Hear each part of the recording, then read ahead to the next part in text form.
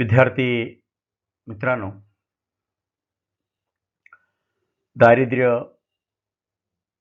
या संकल्पनेच्या दुसऱ्या लेक्चरमध्ये मी आपले स्वागत करतो. या पूर्वीच्या लेक्चरमध्ये किंवा व्हिडिओमध्ये आपण दारिद्र्य म्हणजे काय, दारिद्र्याचा अर्थ, भारतातील दारिद्र्या संबंधीचे वेगवेगळे अंदाज आणि काही आकडेवारी आपण या ठिकाणी घेतलेली होती. आता आज आपण भारतीय अर्थव्यवस्थेसमोरील आव्हाने, दारिद्र्य भाग 2 मध्ये आपण ज्या गोष्टींचा अभ्यास करणार आहोत ते मी या ठिकाणी आपल्या समोर मांडलेले आहेत, ज्याला आपण या संकल्पनेच्या अभ्यासाची उद्दिष्टे असं म्हणतो. पहिली गोष्ट आहे, यामध्ये आपण दारिद्र्याच्या कारणांचा अभ्यास करायचा आहे, दारिद्र्याच्या परिणामांचा अभ्यास या ठिकाणी करायचा आहे. म्हणजे भारतीय अर्थव्यवस्थेसमोर दारिद्र्य हे कसं एक मोठं आव्हान आहे, हे आपल्याला दारिद्र्याची कारणे, दारिद्र्याचे परिणाम पाहिल्यानंतर लक्षात येईल. आणि दारिद्र्य निर्मूलनासाठी काही उपाययोजना आपल्याला करता येतील का, या दृष्टीने या ठिकाणी आपल्याला या तिन्ही गोष्टीचा आढावा या ठिकाणी घ्यायचा आहे. या पूर्वीच्या व्हिडिओमध्ये किंवा लेक्चरमध्ये आपण दारिद्र्य हे भारतीय अर्थव्यवस्थेतील एक प्रमुख आव्हान आहे असं आपण पाहिलं होतं. जीवनाच्या किमान मूलभूत गरजा भागवता न येण्याची परिस्थिती म्हणजे दारिद्र्य, असंही आपण या पूर्वीच्या व्हिडिओमध्ये पाहिलं होतं. आणि अशा प्रकारचा समाज किंवा देशामध्ये जर खूप मोठ्या प्रमाणात असे लोक असतील, त्यांची संख्या जर अधिक असेल तर त्याला जनदारिद्र्य, मास पॉवर्टी म्हटलं जातं, हे आपण पाहिलं. स्वातंत्र्यानंतर हे दारिद्र्य दूर करण्यासाठी शासनाने वेळोवेळी प्रयत्न केलेले आहेत. अनेक पंचवार्षिक योजनांमधून या दारिद्र्याचा या ठिकाणी दारिद्र्य दूर करण्यासाठी प्रयत्न झालेला आहे, हेही आपण पाहिलेलं होतं. परत एकदा आपण भारतामध्ये दारिद्र्याचं प्रमाण किती आहे,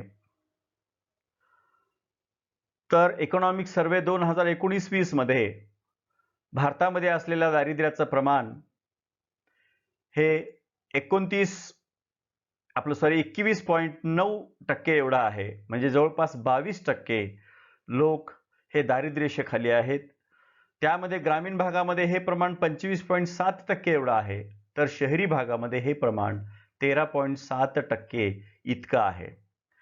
म्हणजे शहरी भागापेक्षा ग्रामीण भागामध्ये असणारं दारिद्र्याचं प्रमाण हे जवळपास दुप्पट असलेलं आपल्याला दिसून येतं. महाराष्ट्रात हे प्रमाण, एकूण महाराष्ट्रात दारिद्र्यरेषेखाली लोकसंख्येचं प्रमाण 17.4% इतकं दारिद्र्यरेषेखाली लोक आहेत.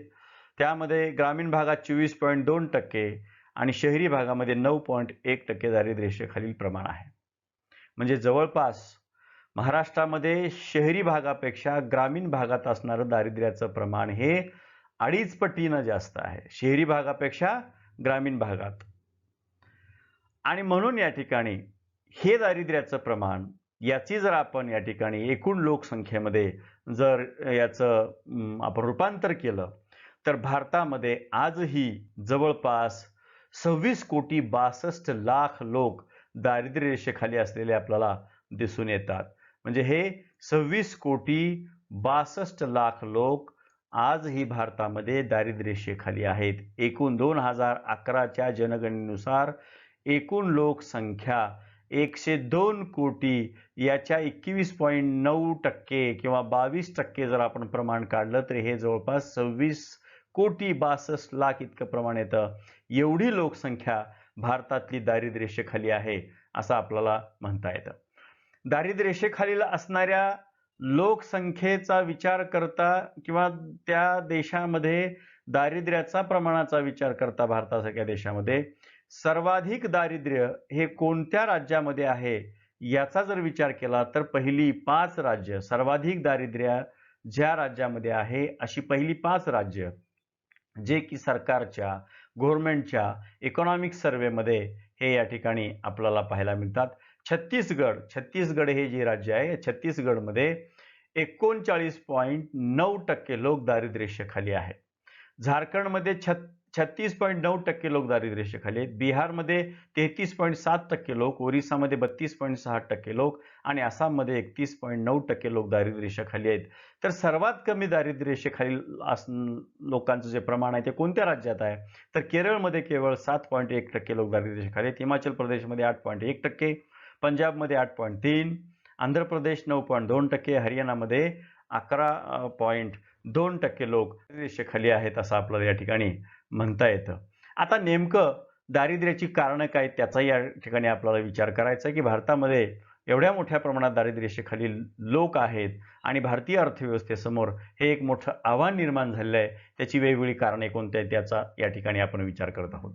पहिलं कारण आहे अर्धविकसित अर्थव्यवस्था. आपल्या देशामध्ये आपला देश हा अल्पविकसित देश आहे किंवा विकसनशील देश आहे, अर्धविकसित देश आहे आणि त्याच्यामुळं आपल्या देशातला उद्योगधंदे हे फारशी प्रगती झाली नाही. आपल्या देशात शेती मागासलेली आहे, अजूनही पारंपरिक पद्धतीनेच केली जाते.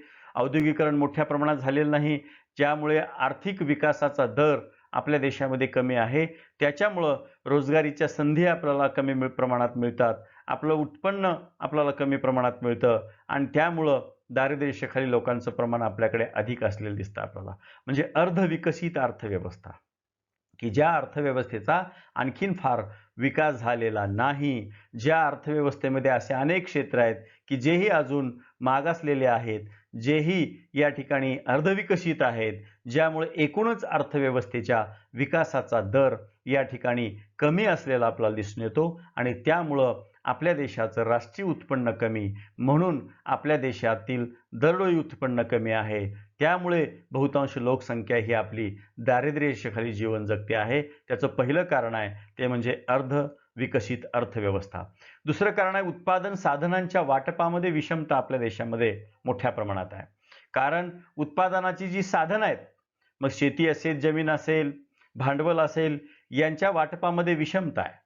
पूर्वीपासून आपण आपल्या देशातील शेतजमिनीच्या वाटपाचा इतिहास जर आपण पाहिला तर या ठिकाणी खूप मुठभर लोकांकडे मोठ्या प्रमाणात जमिनीचा हिस्सा आहे आणि बहुतांश लोकांकडे या ठिकाणी मात्र शेती नाही, शेतीविहीन ते लोक आहेत किंवा अल्पभूधारक आहेत किंवा सीमांत शेतकरी आहेत असं आपल्याला म्हणता येईल. असे सीमांत शेतकरी, अल्पभूधारक शेतकऱ्यांचा वर्ग हा मोठा आहे आणि मुठभर लोकांकडे मात्र या ठिकाणी बहुतांश जमीन असलेली आपल्याला दिसून येते. आपण जमीन वाटपाच्या बाबतीमध्ये आपल्या देशामध्ये अनेक लढे झाले, आपल्या देशामध्ये अनेक चळवळी उभ्या राहिल्या की जमिनीचं फेरवाटप करण्यात यावं, जमीन सुधारणा घडवून आणाव्यात, कसेल त्याला जमीन देण्यात यावी, अशा पद्धतीनं अनेक प्रयोग आपल्या देशामध्ये झाले.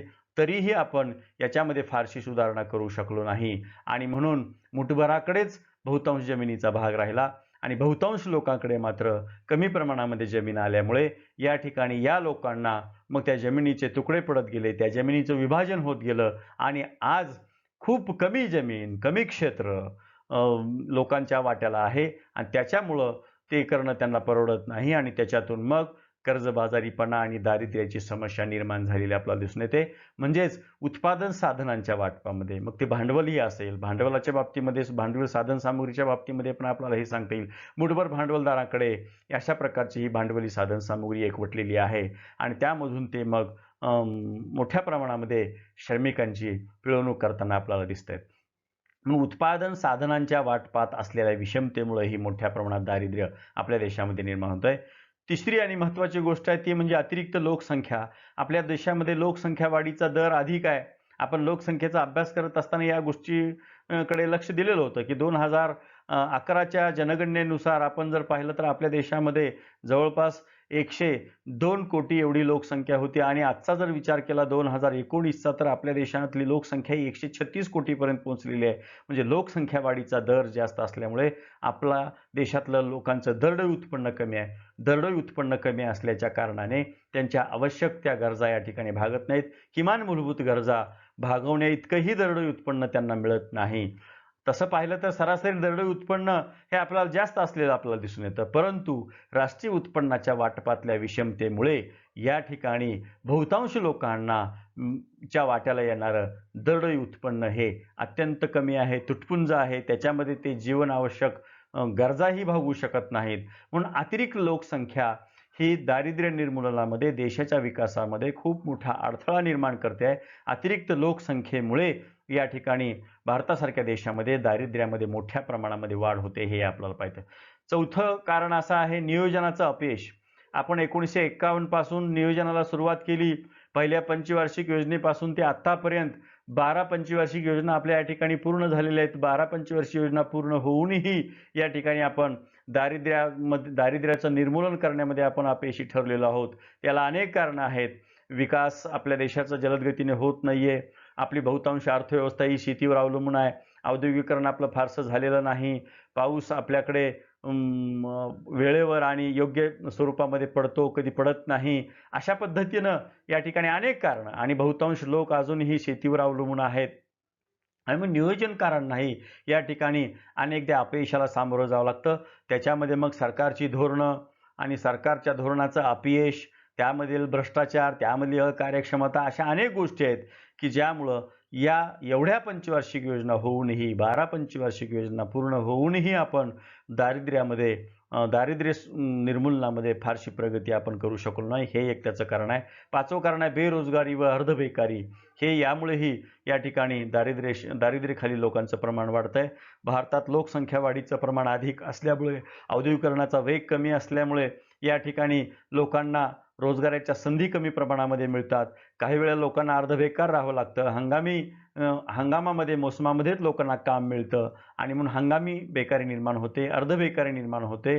अशा अनेक प्रकारची बेकारी भारतामध्ये, छुपी बेकारी शेती क्षेत्रामध्ये मोठ्या प्रमाणात निर्माण झालेली आपल्याला दिसून येते. आणि या बेरोजगारीमुळं आणि अर्धबेकारीमुळं या ठिकाणी लोकांना आपल्या गरजा भागवता येतील इतकंही उत्पन्न या ठिकाणी मिळत नाही आणि म्हणून त्यांना किमान जीवनमानाचा स्तर टिकवता येत नाही. त्यामुळं त्या लोकांना दारिद्र्यामध्ये जीवन जगावं लागतं आणि म्हणून बेरोजगारी किंवा अर्धबेकारी हे सुद्धा दारिद्र्याचं एक मोठं कारण आहे असं आपल्याला या ठिकाणी म्हणता येतं. पुढचं कारण आहे चलनवाढ. हे सुद्धा एक कारण आहे की आपल्या देशामध्ये मोठ्या प्रमाणामध्ये चलनवाढ होते आहे. सातत्याने मुद्रास्फीती, ज्याला आपण भाववाढ असं या ठिकाणी म्हणतो, ही भाववाढ ही मोठ्या प्रमाणामध्ये आपल्या देशामध्ये निर्माण होते सातत्याने आणि त्याच्यामुळं मग जे लोक या ठिकाणी रोजीरोटी या ठिकाणी दररोज आपली कामावर जाऊन या ठिकाणी रोजीरोटी भागवत आहेत, उदरनिर्वाह चालवत आहेत, त्यांना कुठल्याही प्रकारचा महागाई भत्ता वगैरे ज्यांना मिळत नाही, अशा लोकांना मग किंमतवाढीचा मोठा फटका बसतो. शेतकऱ्यांना किंमतवाढीचा मोठा फटका बसतो. असंघटित लोकांना किंमतवाढीचा मोठा फटका बसतो आणि त्यांना मिळणाऱ्या वेतनामध्ये, मिळणाऱ्या मजुरीमध्ये या ठिकाणी आपल्या जीवनाच्या आवश्यक त्या गरजा या ठिकाणी पूर्ण करता येऊ शकत नाहीत आणि त्यामुळं भाववाढीमुळं त्यांना मूलभूत गरजा भागवता येणं अशक्य होतं. त्याही गरजा ते खरेदी करू शकत नाहीत, त्याही गरजा ते या ठिकाणी परचेस करू शकत नाहीत आणि त्याही गोष्टी आपण घेऊ शकत नाहीत आणि त्यामुळं मग त्यांना दारिद्र्यरेषेखाली जीवन जगावं लागतं. म्हणून सातत्याने होणारी भाववाढ, सातत्याने होणारी चलनवाढ हेही या ठिकाणी दारिद्र्याला कारण आहे असं आपल्याला म्हणता येईल. दारिद्र्याचं दुष्टचक्र. मागच्या व्हिडिओमध्ये आपण पाहिलं होतं की नर्क्स यांनी दारिद्र्याच्या दुष्टचक्राची संकल्पना मांडली होती. आपल्या देशामध्ये राष्ट्रीय उत्पन्न कमी आहे, राष्ट्रीय उत्पन्न कमी म्हणून बचत कमी आहे, बचत कमी म्हणून या ठिकाणी आपली भांडवल निर्मिती कमी आहे, भांडवल निर्मिती कमी म्हणून गुंतवणूक कमी, गुंतवणूक कमी म्हणून उत्पादन कमी आहे आणि उत्पादन कमी म्हणून पुन्हा रोजगार कमी आहे आणि त्यातून पुन्हा मग लोकांची बचत कमी होते आणि त्यामधूनही या ठिकाणी एक दुष्टचक्र जे निर्माण झालं आहे त्यामधून लोकांना मग रोजगार मिळत नाही, अर्थव्यवस्थेमध्ये उत्पादन होत नाही, अर्थव्यवस्थेमध्ये भांडवल निर्मिती होत नाही, गुंतवणूक होत नाही. या सर्वांचा परिणाम असा होतो की देशाचं जे एकंदरीत उत्पन्न, राष्ट्रीय उत्पन्न हे कमी होतं. राष्ट्रीय उत्पन्न कमी असल्यामुळं देशाची बचत या ठिकाणी कमी होते, लोकांची बचत कमी होते आणि अशा प्रकारच्या या दुष्टचक्रामध्ये आपण अडकलेलो असतो. म्हणून हे दारिद्र्याचं दुष्टचक्र जोपर्यंत आपण भेदत नाही, तोपर्यंत देशाचा आर्थिक विकास जलद गतीने होऊ शकत नाही असं आपल्याला म्हणता येईल. पुढचं कारण आपल्याला पाहता येईल ते म्हणजे शेतीची उत्पादकता या ठिकाणी कमी आहे. अजूनही आपल्या देशामध्ये शेती परंपरागत पद्धतीने केली जाते. शेतीमध्ये आवश्यकतेपेक्षा जास्त लोक काम करत असलेले दिसतात. छुपे बेकारी आपल्याला दिसते. ते एक प्रकारे शेतीवर ओझं निर्माण होतं. आधुनिक तंत्रज्ञानाचा शेतीमध्ये अवलंब केला जात नाही आणि त्यामुळं भारतीय शेतीची उत्पादकता या ठिकाणी कमी असलेली दिसते. आपल्याला पर हेक्टर जी उत्पादकता आहे, विकसित देशाबरोबर जर भारतीय शेती जर तुलना केली तर भारतीय शेतीची उत्पादकता ही निमपटच आहे आपल्याला दिसते. शेतीमध्ये भूमीमध्ये या ठिकाणी उत्पादक शक्ती जास्त आहे, परंतु मिळणारं जे उत्पादन आहे आपल्याला, हे मिळणारं उत्पादन आपण करत असलेल्या शेतीच्या या पारंपरिक पद्धतीमुळं, आपण करत असलेल्या शेतीच्या या जुनाट तंत्रज्ञानामुळं या ठिकाणी आपल्याला मिळणारं उत्पादन कमी मिळतंय. शेतीमध्ये योग्य वेळेला योग्य पद्धतीने या ठिकाणी नियोजन केलं जात नाही.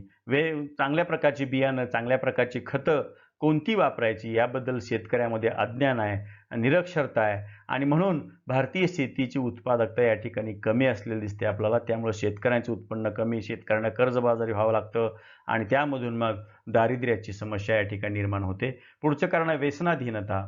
व्यसनाधीनतेमुळं त्यांना मिळणारे जे उत्पन्न आहे ते अनावश्यक अशा गोष्टीवर खर्च होतं. दारू आहे, अफवा आहे, गांजा आहे, सिगारेट आहे, विडी आहे, तंबाखू अशा अनेक गोष्टीवर पैसा या लोकांचा खर्च होतो. विशेषतः शेतकऱ्यांचा, मजूर वर्गाचा पैसा या अशा अनेक गोष्टीवर, अनावश्यक गोष्टीवर खर्च होतो आणि म्हणून मग ते लोक किंवा ते कुटुंब आपल्या मुलांचं पालनपोषण व्यवस्थित करू शकत नाहीत. आपल्या मुलांना योग्य शिक्षण देऊ शकत नाही. आपल्या मुलांच्या आरोग्याची काळजी घेऊ शकत नाहीत आणि त्याच्यामधून मग त्यांची कार्यक्षमता चांगली राहू शकत नाही. व्यसनाधीनतेमधून या ठिकाणी मजुरांची कार्यक्षमता कमी होते आणि कार्यक्षमता कमी झाली की त्यांचं उत्पन्न मिळवण्याची शक्ती कमी होते.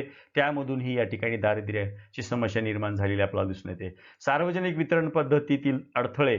सार्वजनिक वितरण पद्धतीमध्ये मोठ्या प्रमाणात भ्रष्टाचार, लालफितीचा कारभार, अकार्यक्षमता अशा अनेक गोष्टी आपल्याला दिसतात.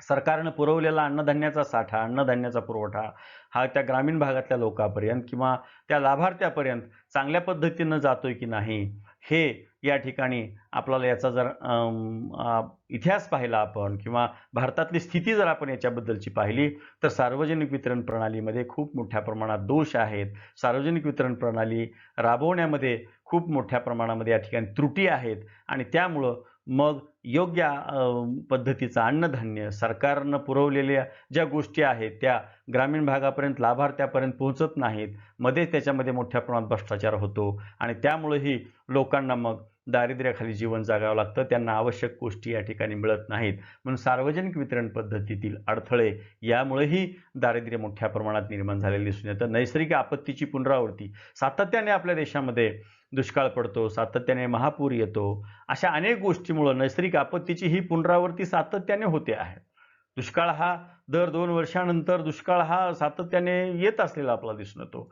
अनेक राज्यामध्ये प्रत्येक वर्षी महापूर येत असलेला आपल्याला दिसून येतो. महापुराने शेती मोठ्या प्रमाणात नुकसान होतं. काही भागामध्ये मग दुष्काळाची पुनरावृत्ती होते आणि त्याच्यामुळे तिथल्याही लोकांचं मोठ्या प्रमाणात नुकसान होतं आणि यामुळे नैसर्गिक आपत्तीमुळेही या ठिकाणी उत्पन्नाची शाश्वती लोकांच्यामध्ये निर्माण होत नाही. लोकांना शाश्वत अशा प्रकारचं उत्पन्न मिळत नाही, खात्रीचं उत्पन्न मिळत नाही आणि अशा लोकांना मग या ठिकाणी दारिद्र्यरेषेखाली जीवन जगावं लागतं. हे सुद्धा एक कारण आपल्याला सांगता येईल.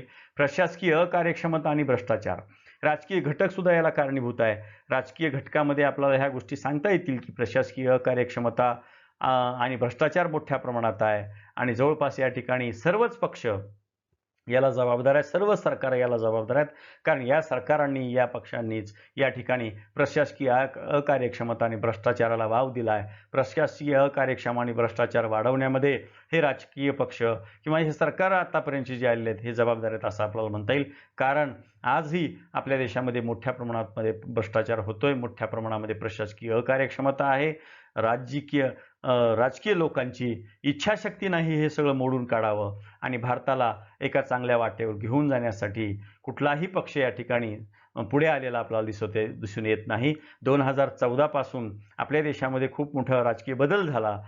भारतीय जनता पार्टीकडे या ठिकाणी सरकार गेलेलं असताना सुद्धा आपण याच्यामध्ये फारशी प्रगती झालेली आपल्याला दिसून येत नाही आणि म्हणून प्रशासकीय कार्यक्षमता आणि भ्रष्टाचार मोठ्या प्रमाणात असल्यामुळे यातून पीडित असणाऱ्या लोकांना दारिद्र्यरेषेखाली जीवन जगावं लागतंय असं आपल्याला म्हणता येईल. सामाजिक घटकामध्ये आपल्याला जात, धर्म, वर्ण, लिंगभेद यामधूनही अनेक संधी नाकारल्या जात आहेत. संधीची समानता जी आपण म्हणतो ती निर्माण झालेली आपल्याला दिसून येत नाही आणि त्याच्यामुळेही या ठिकाणी मोठ्या प्रमाणात जातीपातीवरनं या ठिकाणी अनेक प्रकारच्या संधी लोकांच्या नाकारल्या जातात. धर्मावरनं या ठिकाणी भेद केला जातो. वर्णभेद मोठ्या प्रमाणात आहे, लिंगभेद मोठ्या प्रमाणात आहे आणि त्याच्यामुळे या सामाजिक घटकामुळेही या ठिकाणी दारिद्र्य मोठ्या प्रमाणात निर्माण झालेलं दिसून येतं आणि म्हणून या ठिकाणी दारिद्र्य च्या कारणांचा अभ्यास केल्यानंतर हे दारिद्र्याचे वेगवेगळ्या प्रकारचे जे परिणाम आहेत त्याचाही या ठिकाणी आपल्याला अभ्यास करायचा आहे.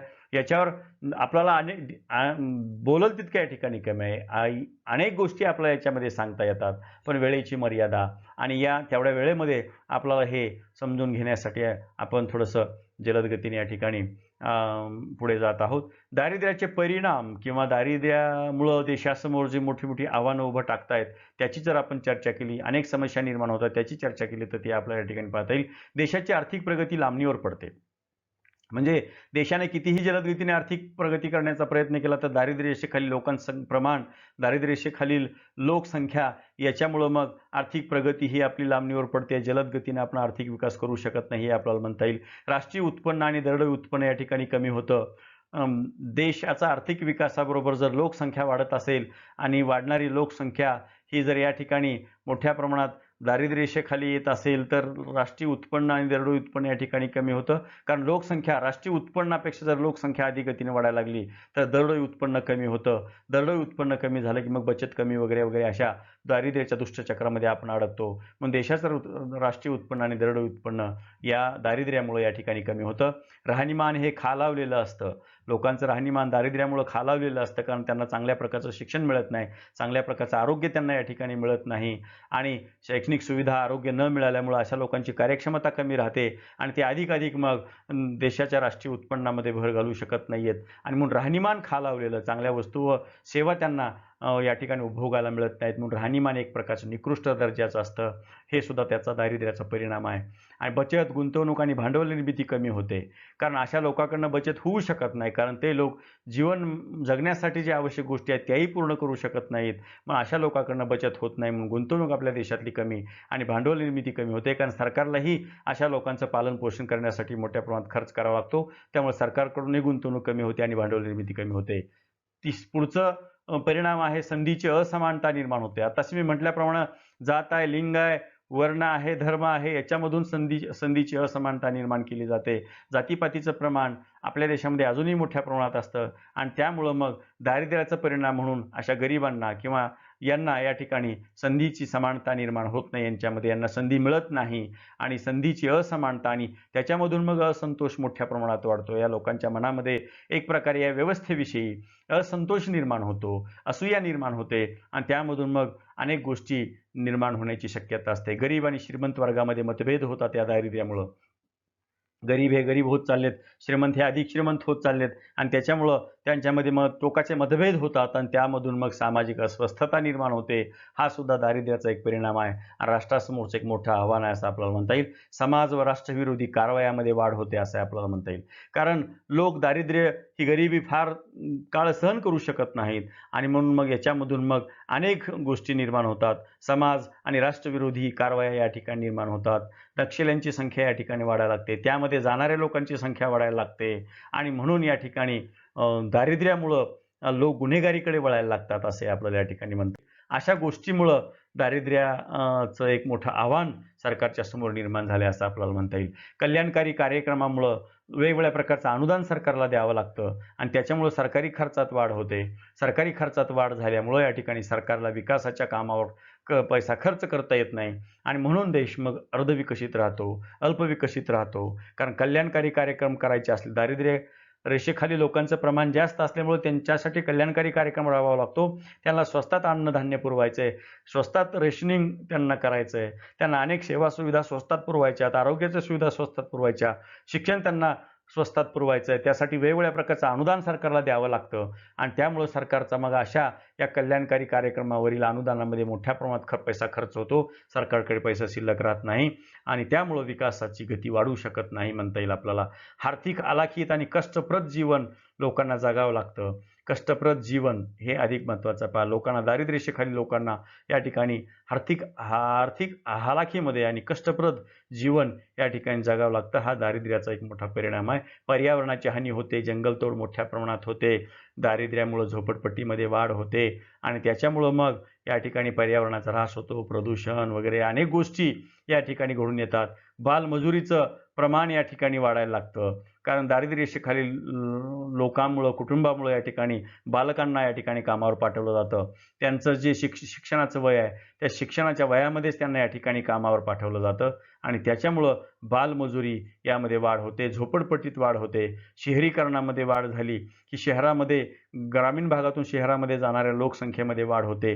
त्यामुळं झोपडपट्टीत वाढ होते आणि हे झोपडपट्टीतील लोकसंख्या ही जवळपास दारिद्र्य रेषेखालील लोकसंख्या असते आणि ते एक मोठं आव्हान राष्ट्राच्या समोर निर्माण होतं आपल्याला म्हणता येईल आणि या सर्वांमधून मग कायदा आणि सुव्यवस्थेचा प्रश्न या ठिकाणी निर्माण होतो असं आपल्याला म्हणता येतं. आणि म्हणून भारतीय अर्थव्यवस्थेसमोर दारिद्र्य हे कशा पद्धतीने एक मोठं आव्हान म्हणून उभं टाकलेलं आहे. त्याच्या परिणामाचा जर आपण विचार केला तर आपल्या लक्षात येईल की खरोखरच हे दारिद्र्य हे भारतीय अर्थव्यवस्थेसमोर अनेक प्रकारच्या समस्या निर्माण करत आहे आणि खूप मोठं आव्हान या दारिद्र्यामुळे निर्माण झाले असं आपण म्हणता येईल. पहा, काही चित्रावरून आपण या ठिकाणी या दारिद्र्याचं संकल्पना आपल्याला या ठिकाणी लक्षात येऊ शकते. दारिद्र्य रेषेखाली कुटुंबाची स्थिती पहा. अशा पद्धतीने हे कुटुंब या ठिकाणी जीवन जगतायत. मग हे लहान मुलं आणि यांना कुठल्याही प्रकारचं शिक्षण नाही, यांना कुठल्या निवारा नाही, यांच्या आरोग्याची कुठल्याही प्रकारची काळजी घेतली जात नाही आणि यामधून मग हे अशा प्रकारचे लोक जे राहत आहेत यांना दारिद्र्य रेषेखाली कुटुंबांचं हे जी स्थिती आहे ह्या चित्रामधून आपल्याला या ठिकाणी लक्षात येते. पिढ्यानपिढ्या अशा पद्धतीनं दारिद्र्य रेषेखालील राहणाऱ्या लोकांची ही संख्या आहे. शिक्षणापासून वंचित राहतात. मग हे अशा पद्धतीने यांना शेतीमध्ये किंवा गुरंढोरं वळण्यासाठी या ठिकाणी यांना कामावर जावं लागतं आणि म्हणून हे शिक्षणापासून वंचित राहणारे लोक आहेत आपल्याला म्हणता येईल. या ठिकाणी दारिद्र्यामुळे झोपडपट्टीत वाढ कशी झाली आहे, कारण ग्रामीण भागामध्ये या ठिकाणी काम मिळत नसल्याने लोक शहराकडे येतात आणि त्यामधून मग झोपडपट्टी मोठ्या प्रमाणात वाढते. तिथं अनेक प्रकारच्या समस्या निर्माण होतात हे आपल्याला सांगता येईल. या दुसऱ्या चित्रामध्ये या ठिकाणी सांगितलं मी, दारिद्र्य रेषेखालील ही लोकसंख्या जरी असली तरी यांच्या मनामध्ये अजूनही देशाबद्दल आपल्या प्रेम आहे, देशप्रेम आहे. ह्या मुलीच्या हातामध्ये अजून देशाबद्दल जी राष्ट्राभिमान आहे हेही आपल्याला या ठिकाणी दिसतोय. परंतु हा राष्ट्राभिमान फार काळ टिकत नाही, कारण यांच्या शेवटी गरिबीचा, यांच्या भावनेचा या ठिकाणी बांध कधीतरी फुटतो आणि त्यातून मग राष्ट्रविरोधी आणि समाजहितविरोधी अशा प्रकारच्या कारवाया लोकांकडनं होऊ शकतात. म्हणून हा देशप्रेमाचा, राष्ट्राभिमानाचा हा ध्वज या मुलीच्या हातामध्ये जरी आपल्याला दिसत असला तरी पण या ठिकाणी अशा पद्धतीनं जर दारिद्र्य रेषेखालील लोकांचं प्रमाण जर अधिक असेल आणि याच्यामध्ये जर वाढ होत असेल तर हे देशासाठी खूप मोठं आव्हान आहे. हे दारिद्र्य रेषेखालील लोकांचं प्रमाण या ठिकाणी कमी करावंच लागेल. त्याच्याशिवाय आपल्याला दारिद्र्य निर्मूलनासाठी ज्या उपाययोजना या ठिकाणी सांगितल्या आहेत त्या उपाययोजनेमध्ये मग आर्थिक विकासात वाढ, मग त्याच्यामध्ये शेती, उद्योग, लघु व कुटीर उद्योग, रोजगार, क्रयशक्ती, म्हणजे शेतीचा विकास झाला पाहिजे. शेती अधिक चांगल्या पद्धतीनं ते कसली गेली पाहिजे, आधुनिक तंत्रज्ञान वापरलं पाहिजे, औद्योगिकरण झालं पाहिजे, लघु कुटीर उद्योगांचं प्रमाण वाढलं पाहिजे आणि त्याचबरोबर या ठिकाणी लोकांना मग अधिक रोजगार मिळाला पाहिजे, क्रयशक्ती वाढली पाहिजे. लोकसंख्येवर नियंत्रण ठेवणे हेही आपल्याला उपाययोजनेमध्ये सांगता येईल. ग्रामीण भागाचं औद्योगिकरण करणे हेही या ठिकाणी आपल्याला, कारण ग्रामीण भागाचं जर औद्योगिकरण मोठ्या प्रमाणात जर केलं तर या ठिकाणी आपला दारिद्र्य रेषेखालील लोकांचं प्रमाण कमी झालेलं आपल्याला दिसून येतं. श्रमप्रधान तंत्राला प्राधान्य दिलं गेलं पाहिजे, ज्यामुळे अधिक रोजगाराच्या संधी वाढतील आणि दारिद्र्य निर्मूलन होईल. शिक्षणाचा प्रसार झाला पाहिजे, म्हणजे रोजगारभिमुख शिक्षण आणि कौशल्य निर्मिती जर मोठ्या प्रमाणात झाली तर या ठिकाणी कौशल्य निर्मितीमुळे स्वयंरोजगाराची शक्यता निर्माण होते आणि अधिक प्रमाणामध्ये लोक स्वतःचा व्यवसाय या ठिकाणी सुरू करतील, स्वतःचे उद्योगधंदे सुरू करतील आणि ते एकटेच या ठिकाणी रोजगारात येतील असं नाही, तर ते अनेकांना रोजगार देऊ शकतात. आणि म्हणून कौशल्य निर्मितीचं शिक्षण, रोजगाराभिमुख शिक्षण या ठिकाणी मिळालं पाहिजे. सार्वजनिक कामं सरकारने घडवून आणली पाहिजे. त्याच्यामध्ये रस्ते, लघुसिंचन सुविधा, ग्रामीण विद्युतीकरण याच्या माध्यमातून लोकांना रोजगार उपलब्ध करून दिला पाहिजे. त्यामुळे दारिद्र्य निर्मूलन झालं पाहिजे. विशिष्ट गटासाठी कार्यक्रम, विकासापासून वंचित असणाऱ्या लोकांसाठी सरकारकडून विशिष्ट गटांसाठी कार्यक्रम या ठिकाणी आखला जातो असं आपल्याला माहिती. त्यामधून दारिद्र्य दूर करण्याचा प्रयत्न सरकार करतं.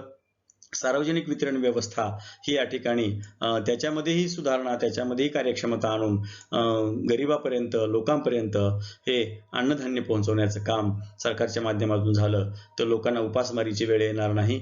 लोकांना या ठिकाणी कुपोषण लोकांचं होणार नाही आणि दारिद्र्यामधून ते बाहेर येतील असं आपल्याला म्हणता येईल. चुकीच्या सामाजिक प्रवृत्तीत बदल करणे, अंधश्रद्धा आहे, धर्मवाद आहे, धर्मांधता आहे, दैववाद आहे, ठेविले आनंदी तैशीच राहावे वगैरे वगैरे अशा ज्या अनेक चुकीच्या प्रवृत्ती आहेत त्याच्यामुळे या ठिकाणी मग लोक काम करत नाहीत, लोकांची कार्यक्षमता कमी होते, लोक दैवावर विश्वास ठेवून बसतात आणि मग या ठिकाणी त्यांची प्रगती होत नाही आणि मग पिढ्यानपिढ्या त्यांना दारिद्र्य रेषेमध्ये जीवन जगावं लागतं. म्हणून चुकीच्या प्रवृत्तीमध्ये बदल करणे, याच्यासाठी समाज सुधारणा होणं गरजेचं आहे, सामाजिक प्रबोधन होणं गरजेचं आहे आणि ते या ठिकाणी झालं पाहिजे असं मला वाटतं. सामान्य सेवा आणि सामाजिक सुरक्षितता यामधून मग अपंगांना मदत असेल, वयोवृद्ध लोकांना मदत असेल, पेन्शन असेल, भविष्य निर्वाह निधी असेल किंवा बेकारी भत्ता असेल, अशा अनेक प्रकारच्या सुविधा सरकार उपलब्ध करून देतं आणि त्यामधून एक प्रकारची सामाजिक सुरक्षितता वाढते आणि त्यामधून मग दारिद्र्य दूर होण्यासाठी मदत होऊ शकते असं आपल्याला या ठिकाणी म्हणता येऊ शकतं. घडून आणली जाते. आर्थिक विकासात वाढ घडवून आणण्यासाठी या ठिकाणी या दारिद्र्य रेषेखालील लोकांच्या ज्या या ठिकाणी सरकारच्या ज्या उपाययोजना आहेत त्याची चर्चा आपल्याला या ठिकाणी करता येईल. एकात्मिक ग्रामीण विकास कार्यक्रम, शेतमजुरांसाठी विमा योजना सरकार या ठिकाणी राबवतं. त्याचबरोबर विभेदी व्याजदर योजना सरकारने राबवलेली या ठिकाणी राष्ट्रीय सामाजिक सहाय्यता योजना या ठिकाणी सरकारने आणलेली आहे. सार्वजनिक वितरण प्रणालीद्वारे सरकार या ठिकाणी दारिद्र्य दूर करण्याचा प्रयत्न करते. प्रधानमंत्री ग्रामीण आवास योजनेच्या माध्यमातून दारिद्र्य रेषेखालील लोकांचं प्रमाण कमी करण्याचा प्रयत्न करते किंवा त्यांना या ठिकाणी घरे बांधून देण्याचा सरकार प्रयत्न करतं. वाल्मिकी आंबेडकर योजना जी झोपडपट्टीत राहणाऱ्या लोकांसाठी आहे त्यांच्यासाठी या ठिकाणी घर उपलब्ध किंवा निवासाची सोय उपलब्ध करून देण्याचा सरकार प्रयत्न करतं.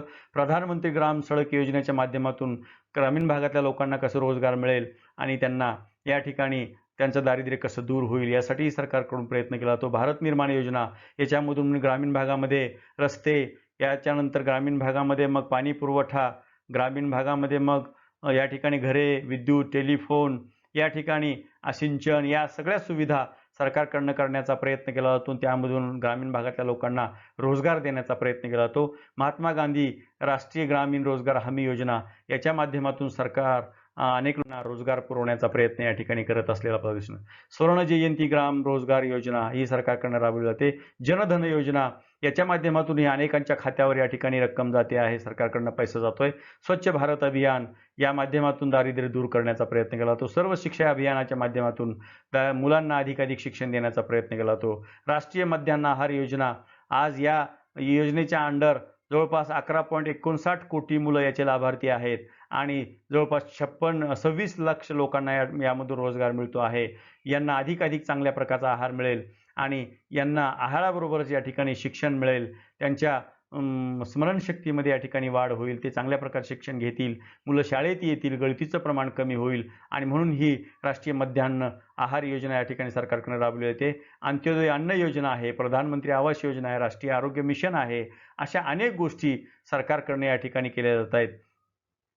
17 ऑक्टोबर हा जागतिक दारिद्र्य निर्मूलन दिवस मानला जातो या ठिकाणी, कारण फ्रान्समध्ये 1987ला जवळपास 1 लाख लोक या ठिकाणी एकत्रित आले होते. कशाच्या विरोधामध्ये? तर दारिद्र्य, भूक, त्याच्यानंतर ह्या ठिकाणी हिंसा, भय याच्या विरोधामध्ये 1 लाख लोक 1987ला फ्रान्समध्ये एकत्रित आले होते. ते आहे जोसेफ ब्रेन्स्की यांच्या नेतृत्वाखाली या दारिद्र्य जगातलं दूर व्हावं, जगातली हिंसा, जगातली भूक ही दूर झाली पाहिजे. म्हणून या जोसेफ व्रेन्स्की यांच्या नेतृत्वाखाली फ्रान्समध्ये 1987 मध्ये हे 1,00,000 लोकांनी या ठिकाणी या गोष्टीसाठी एकत्र येऊन याचा निषेध केला आणि हे जगातून हद्दपार करण्यासाठी लढा देण्याची या ठिकाणी घोषणा या लोकांनी केली. आणि 1988 मध्ये या आंतरराष्ट्रीय पातळीवर हे जे जोसेफ व्रेन्स्की आहेत यांनी ज्या दारिद्र्यासाठी लढा दिलेला आहे, 1988 मध्ये त्यांचा मृत्यू झाला. आणि मग बरोबर त्यांच्या मृत्यूनंतर बरोबर 4 वर्षांनी युनायटेड नेशन्सने या ठिकाणी 17 ऑक्टोबर हा दारिद्र्य निर्मूलन दिवस साजरा करण्याचं ऑफिशियली मान्य केलं. 1992 पासून या ठिकाणी दारिद्र्य निर्मूलन दिवस म्हणून 17 ऑक्टोबर हा जागतिक पातळीवर या ठिकाणी साजरा केला जातो. आणि म्हणून मित्रांनो, या ठिकाणी आपल्याला दारिद्र्य आणि दारिद्र्याच्या कारणांचा आपण सविस्तर अभ्यास केला. त्यानंतर आपण दारिद्र्याचे परिणाम काय आहेत हे आपण पाहिलं. दारिद्र्यामुळे जी अनेक प्रकारच्या समस्या निर्माण झाल्या, दारिद्र्यामुळे निर्माण होणारी आव्हानं आपण या ठिकाणी पाहिली. आणि त्यानंतर दारिद्र्य निर्मूलनासाठी ज्या उपाययोजना सरकारी पातळीवरच्या आणि मग लोकसंख्या कमी करणे, आर्थिक विकासाचा वेग वाढवणे, गुंतवणूक करणे, औद्योगिकरण वाढवणे, शेती विकास घडवून आणणे वगैरे या योजनेबरोबरच सरकारनं राबवलेल्या योजना याचाही या ठिकाणी आपण अभ्यास केलेला आहे. आणि त्यामुळं दारिद्र्य ही किती मोठी समस्या आहे आणि भारतासमोर हे दारिद्र्य या ठिकाणी कसं आवासून उभं आहे. अजूनही आपण जवळपास 26 कोटी 27 कोटी लोकसंख्या आपल्या देशातली अजूनही दारिद्र्याशी खाली आहेत. अनेक विकसित देशामध्ये ही एवढी लोकसंख्या नाही. त्यांच्या एकूण लोकसंख्या जितकी नाही त्याच्यापेक्षा दुप्पट तिप्पट लोकसंख्या आपल्या देशामध्ये दारिद्र्याशी खाली जीवन जगते. आपण 2020 मध्ये APJ अब्दुल कलामांनी भारत महासत्ता होईल हे स्वप्न पाहिलं होतं, परंतु अजूनही तो पल्ला आपल्याला गाठायचा आहे. तो पल्ला अजूनही लांब आहे. आणि म्हणून जोपर्यंत आपल्या देशातलं दारिद्र्य दूर होऊ शकत नाही, जोपर्यंत आपल्या देशातली गरिबी, बेकारी ही दूर होऊ शकत नाही आणि सर्वांना जीवनावश्यक गरजा या ठिकाणी सर्वांच्या भागवल्या जाऊ शकत नाहीत, आरोग्याच्या चांगल्या सुविधा निर्माण होऊ शकत नाहीत, जोपर्यंत आपल्याला चांगल्या प्रकारचं शिक्षण मिळत नाही. आता सरकारने काल परवाच नवीन शैक्षणिक धोरण जाहीर केलेलं आहे आणि नवीन शैक्षणिक धोरणामध्ये मग अधिकाधिक शिक्षणावर भर देण्याचा सरकारचा मनोदय आहे. राष्ट्रीय उत्पन्नाच्या 6% हिस्सा शिक्षणावर खर्च करण्याचा सरकारचा मनोदय आहे आणि त्यामधून मग चांगल्या प्रकारचं शिक्षण भविष्यकाळात आपल्या देशामध्ये मिळेल युवकांना. त्यामधून अनेक प्रकारची कौशल्य निर्माण होतील, स्वयंरोजगाराच्या नवीन नवीन संधी या ठिकाणी निर्माण होतील, युवकांना या ठिकाणी रोजगार मिळेल, युवकांना चांगल्या प्रकारचे कौशल्य हस्तगत करता येतील आणि आपल्या देशातलं दारिद्र्य, आपल्या देशातली गरिबी, आपल्या देशातली भूक, आपल्या देशातली उपासमार ही कशी आपल्याला हद्दपार करता येईल आणि खऱ्या अर्थानं आपल्याला महासत्ता कसं होता येईल याचा विचार भविष्यकाळामध्ये तुम्हाला आम्हाला आपला सर्वांनाच करायचा आहे. या ठिकाणी आपल्या सर्वांचे परत मी धन्यवाद व्यक्त करतो आणि थांबतो. परत एकदा सर्वांना थँक्स.